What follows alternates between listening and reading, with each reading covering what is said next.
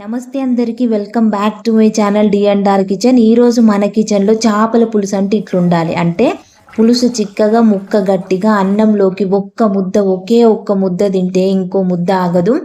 అంత టేస్టీ అయిన 100% పక్కా తెలంగాణ స్టైల్. అందులోనూ మా ఇంట్లో నేను కానీ మా అమ్మ కానీ చేపల పులుసు ఎలా అయితే చేస్తామో అదే ప్రాసెస్ నేను మీకు ఈ వీడియోలో చేసి చూపించబోతున్నాను. ఈ ప్రాసెస్లో కనుక మీరు చేపల పులుసు చేస్తే చాలా టేస్టీగా ఉంటుంది. ఇంకా లేట్ చేయకుండా ప్రాసెస్ స్టార్ట్ చేద్దాం. ఇక్కడ నేను 1 కేజీ చేప ముక్కలు తీసుకున్నా. ఇది ఇప్పుడే చెరువు నుంచి తెచ్చి స్వయంగా మా హస్బెండే క్లీన్ చేసి ఇచ్చిన ఫ్రెష్ రవ్వ చేప. చూడండి ముక్కలు ఎంత ఫ్రెష్గా సాఫ్ట్గా కనిపిస్తున్నాయో. మీరు ఫ్రెష్ చేప కనుక తీసుకోగలిగితే టేస్ట్ మరింత బాగుంటుంది. ఈ చేపల పులుసుకు నేను ఇక్కడ 50 గ్రాముల చింతపండు తీసుకొని కావలసిన నీళ్లు పోసుకొని నానబెట్టుకుంటున్నాను. ఈలోపు ఇది నిజంగా ఫిష్ కర్రీకి మరింత టేస్ట్నిచ్చే బెస్ట్ పార్ట్ అని చెప్పొచ్చు. ఇక్కడ నేను 2 చిన్న చిన్న ఆనియన్ తీసుకొని కాలుస్తున్నాను. నేనైతే ఇట్లా స్టవ్ మీద కాలుస్తున్నా కానీ అదే మా ఊళ్ళో అయితే కట్టెల పొయ్యి మీద కాలుస్తాము. ఆ ప్రాసెస్ అయితే మస్తు ఉంటుంది. ఇప్పుడు బాగా కాల్చిన ఆనియన్స్ పైన బ్లాక్ పార్ట్ అంతా తీసేసి చిన్న చిన్న ముక్కలుగా కట్ చేసుకొని రోట్లో కానీ మిక్సీలో కానీ మీకు ఎట్లా వీలైతే అట్లా కచ్చా పచ్చాగా దంచుకొని పక్కన పెట్టుకోండి. కాల్చిన ఆనియన్ పేస్ట్ వేయడం వల్ల రుచి బాగుంటుంది, పులుసు కూడా చిక్కగా వస్తుంది. నేనైతే ఎప్పుడు చేపల పులుసు చేసినా ఇదే ప్రాసెస్లో చేస్తాను.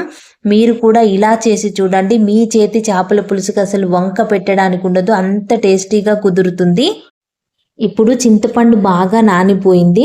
దీని నుండి బాగా పిసుక్కుంటూ చింతపులుసు తీసుకొని పక్కన పెట్టుకుందాము. ఈ చేపల పులుసుకు నేను ఒక మంచి మసాలా కూడా చెప్తానండి, అది ప్రాసెస్ మధ్యలో చూద్దాము. ఇప్పుడైతే ప్రాసెస్ స్టార్ట్ చేసేద్దాము. ఈ చేపల పులుసు కోసం నేను ఇక్కడ 2 ఆనియన్స్ అలాగే 4-5 పచ్చిమిర్చి కట్ చేసి తీసుకుంటున్నాను. ఇప్పుడు ఈ చేపల పులుసు కోసం వెడల్పుగా మందంగా ఉన్న ఒక కడాయి పెట్టుకొని అందులో ఒక 100 ml అంటే 3 to 4 టేబుల్ స్పూన్స్ ఆఫ్ నూనె వేసుకుంటున్నాను. చేపల పులుసు అయినా లేదా ఏ నాన్ వెజ్ కర్రీ అయినా సరే ఆయిల్ కొంచెం ఎక్కువే పడుతుంది. ఇప్పుడు ఇందులో ఒక బిర్యానీ ఆకు, ఒక 2 యాలకులు, ఒక చిన్న దాల్చిన చెక్క, ఒక 3 లవంగాలు వేసుకొని బాగా ఫ్రై చేసుకోవాలి. ఇది ఇలా ఫ్రై అయ్యాక మనం కట్ చేసుకున్న ఉల్లిపాయ పచ్చిమిర్చి ఉంది కదా, అది కూడా వేసుకొని బాగా ఫ్రై చేసుకోవాలి. ఇవన్నీ బాగా ఫ్రై అయ్యాక 1 స్పూన్ అల్లం వెల్లుల్లి పేస్ట్ వేసుకొని పచ్చివాసన పోయేదాకా ఫ్రై చేసుకోండి. ఇది ఇలా ఫ్రై అయ్యాక ఇందులో కొద్దిగా పసుపు కూడా వేసుకొని కలుపుకోవాలి. ఇలా కలుపుకున్న తర్వాత మనం ముందుగా దంచి పెట్టుకున్న కాల్చిన ఆనియన్ పేస్ట్ ఉంది కదా, అది కూడా వేసుకొని బాగా ఫ్రై అవ్వనివ్వాలి. ఆనియన్ పేస్ట్ పచ్చివాసన పోయి బాగా ఫ్రై అయిన తర్వాత అందులో 2 స్పూన్ల కారం వేసుకుంటున్నాను. మీరు మీ టేస్ట్కి తగ్గట్టు తక్కువ ఎక్కువ చూసుకొని వేసుకోండి. చేపల కూరలో మనం చింతపులుసు వేస్తాం కాబట్టి కారం ఎక్కువే పడుతుంది. కారం వేసేటప్పుడు ఎప్పుడైనా స్టవ్ సిమ్లో పెట్టి వేయాలి, లేదంటే కారం మాడిపోతుంది. ఇది కొంచెం చూసుకోండి. కొంతమంది ఉప్పు కారాలు డైరెక్ట్గా పులుసులోనే వేసేస్తారు, కానీ నాకేంటంటే ఇలా ఉప్పు కారాలు నూనెలో ఫ్రై చేస్తే టేస్ట్ బాగుందనిపిస్తుంది. ఇలా ఒకసారి కలుపుకొని ఇందులో టేస్ట్కి సరిపడా ఉప్పు కూడా వేసుకొని ఈ ప్రాసెస్ అంతా కూడా సిమ్లోనే చేయాలి, గుర్తుపెట్టుకోండి. ఉప్పు కారం బాగా ఫ్రై అయిన తర్వాత ఇప్పుడు ముందుగా తీసి పెట్టుకున్న చింతపులుసు వేసుకోవాలి. మరీ ఎక్కువ కాకుండా మరీ తక్కువ కాకుండా ముక్క మునిగేలాగా పోసుకోండి. మరీ ఎక్కువ పోసుకున్నారంటే కూర పలుచగా అయిపోయి అస్సలు టేస్టీగా ఉండదు. ఎప్పుడైనా సరే పులుసు చిక్కగా ఉన్నప్పుడే చేపల కూర టేస్టీగా ఉంటుంది.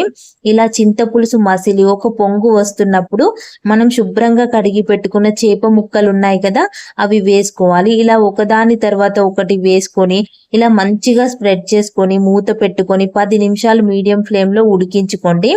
ఈ చేపలు ఉడకడానికి పెద్ద టైం ఏం పట్టదు. ఈలోపు నేను మీకు ఇందులోకి మసాలా చూపిస్తాను. మసాలా కోసం ప్యాన్లోకి 2 స్పూన్ల ధనియాలు, 1/2 స్పూన్ జీలకర్ర, 1/2 స్పూన్ మెంతులు, ఒక 3 లవంగాలు, ఒక యాలక, 2 చెక్క వేసుకొని మాడకుండా లో ఫ్లేమ్లో బాగా ఫ్రై చేసుకోవాలి. ఇలా ఫ్రై అయిన వాటిని ఒక గిన్నెలోకి తీసుకొని మిక్సీలో కానీ రోట్లో కానీ వేసుకొని పొడి చేసి పెట్టుకోండి. ఇప్పుడు మనం కర్రీ చూద్దాం. 10 నిమిషాల తర్వాత చూడండి కుత ఎలా ఉడికిపోతుందో.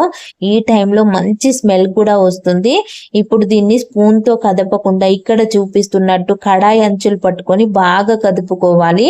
చూడండి చేపల కూరలో నూనె పైకి తేలుతూ చూడడానికి ఎంత బాగుందో కదా, తిన్నా సరే అంతే బాగుంటుంది. ఇప్పుడు మన ఎంతో టేస్టీ అయిన చేపల పులుసు రెడీ అయిపోయింది.